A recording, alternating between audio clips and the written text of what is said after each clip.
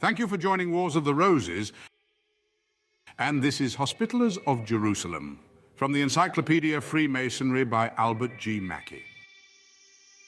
Hospitallers of Jerusalem.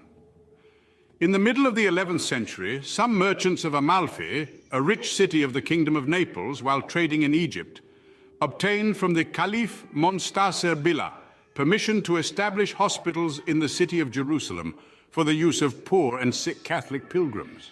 A site was assigned to them close to the Holy Sepulchre, on which they erected a chapel dedicated to the Virgin, giving it the name of St. Mary ad Latinos, to distinguish it from those churches where the service was performed according to the Greek ritual.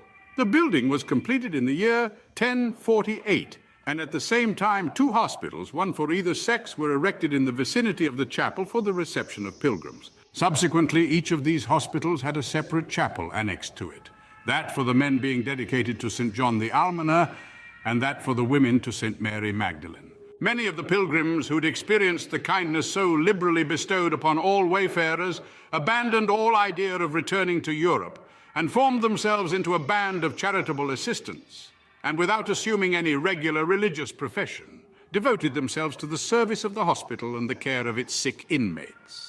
The chief cities of the south of Europe subscribed liberally for the support of this institution, and the merchants of Amalfi, who were its original founders, acted as the stewards of their bounty, which was greatly augmented from the favorable reports of grateful pilgrims who had returned home, and the revenues of the hospital were thus much increased. The associates assumed the name of the Hospitallers of Jerusalem. Afterward, taking up arms for the protection of the holy places against the Saracens, they called themselves Knights Hospitallers, a title which they subsequently changed to that of Knights of Rhodes, and finally to that of Knights of Malta.